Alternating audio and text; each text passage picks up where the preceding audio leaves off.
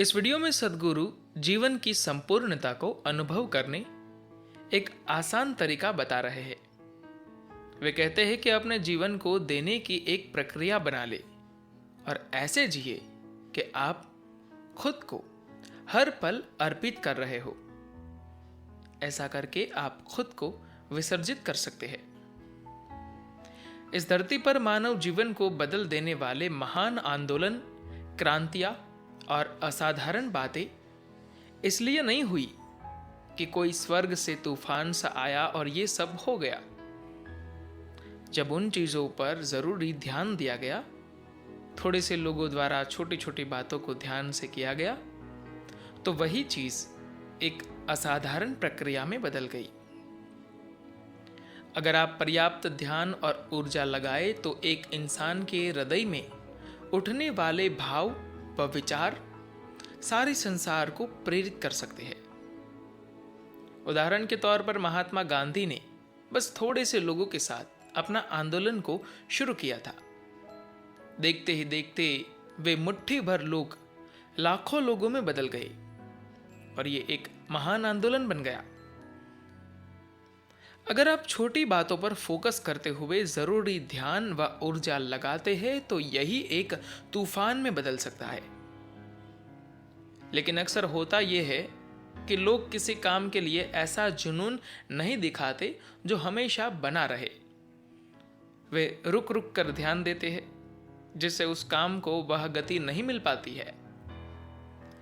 लेकिन अगर आप केवल एक विचार या भाव पर भी पूरा ध्यान दें तो यह एक व्यक्ति और समाज के लिए असाधारण प्रक्रिया बन सकती है।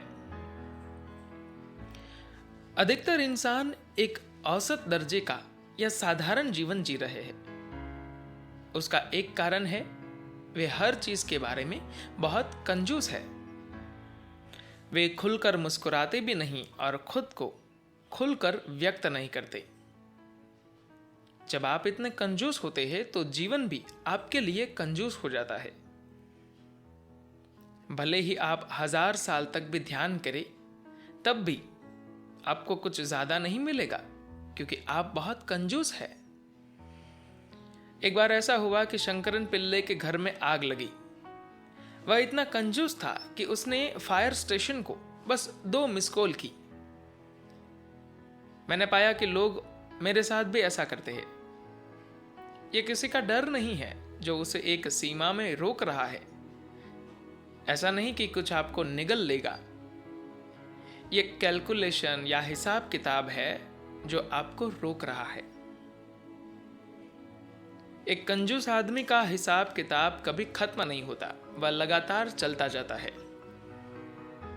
उसके पास अगर एक फल होगा तो उसके लाखों हिस्से करेगा और तब कहीं जाकर किसी को वह एक हिस्सा देगा।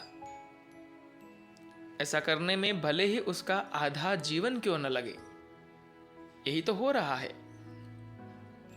लोग थोड़ा सा देने में सारा जीवन लगा देते हैं।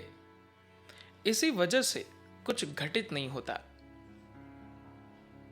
आप किसी आश्रम में जाइए, किसी गुरु से भेंट कीजिए, किसी मंदिर में जाइए या अनुष्ठान कीजिए, या फिर सिर के बल खड़े हो जाइए या ध्यान कीजिए, कुछ नहीं घटित होता, क्योंकि आप बहुत कंजूस है। आप खुद को पूरा किसी को नहीं दे सकते। यही समस्या है। यह पूरा जीवन केवल संपूर्णता के बीच घटित होता है। जो पूरी तरह से देगा वही जीवन को उसकी संपूर्णता में जानेगा, दूसरे नहीं जान पाएगी। जब लोगों को कुछ पाना हो तो वे सारे तर्क भुला देते हैं, और जब कुछ देने की बारी आती है तो वे पूरी तरह से तार्किक हो जाते हैं। यही हिसाब किताब तो मानवता के प्राण ले रहा है। इसी सोच के कारण इंसानियत का रूप बदल गया है। जो लोग सुगंधित फूल हो सकते थे, वे कांटे बने घूमते हैं। अगर आप उनसे पूछे क्यों, तो उनका उत्तर होगा, मुझे कल कांटा लग गया था, इसलिए आज मैं कांटेदार जानवर बन गया हूं।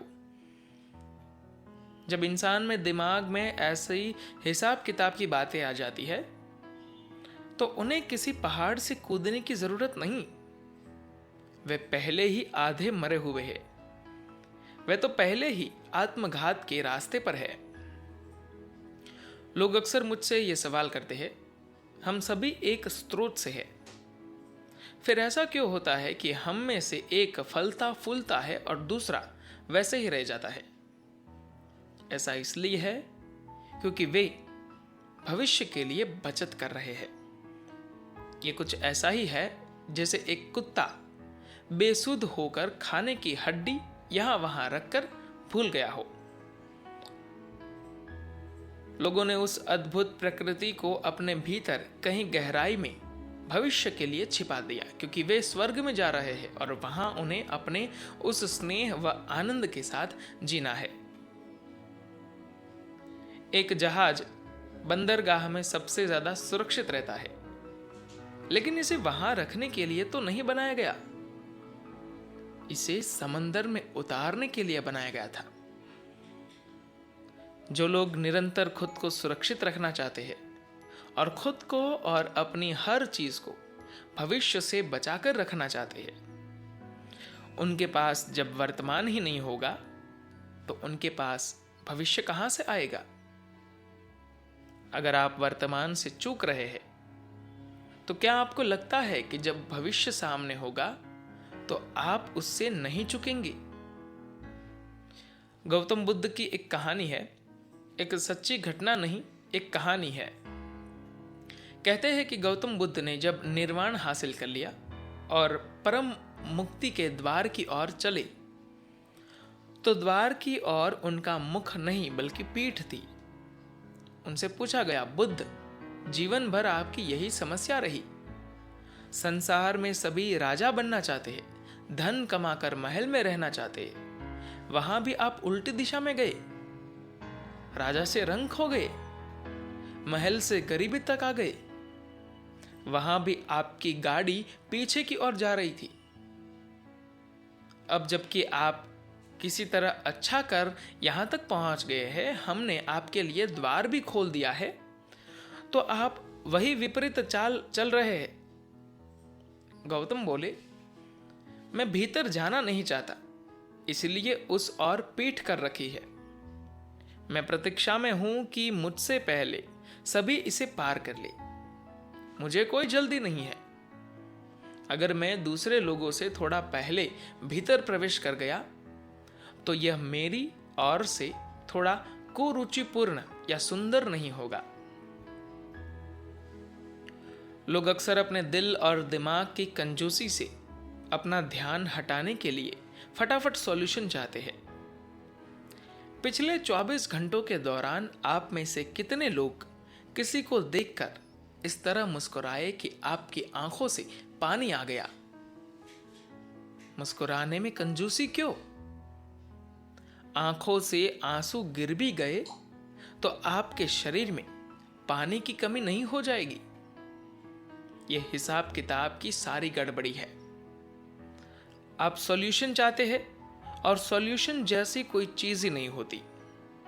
डिसोल्यूशन ही सॉल्यूशन है, यानी विलय या विसर्जन ही अंतिम समाधान है।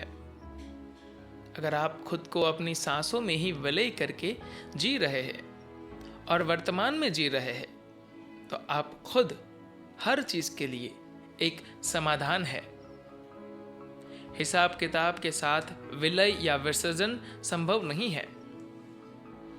यह अर्पण करने या देने से ही संभव होगा। आपको अपने जीवन का हर पल देना होगा।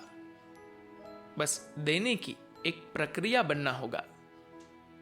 अगर ऐसा ना हुआ तो आपका विलय या विसर्जन नहीं होगा, और अगर आप विलीन नहीं होंगे तो समाधान भी नहीं पाएंगे। मैं चाहता हूं कि आप इसे आजमाएं। अगले 24 घंटों के दौरान खुद को पूरी तरह से देने या अर्पित करने का अनुभव कम से कम एक पल के लिए कीजिए। कुछ इस तरह दीजिए कि आपके भीतर का सब कुछ पिघल जाए।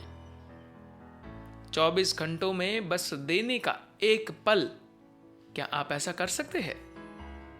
धन्यवाद।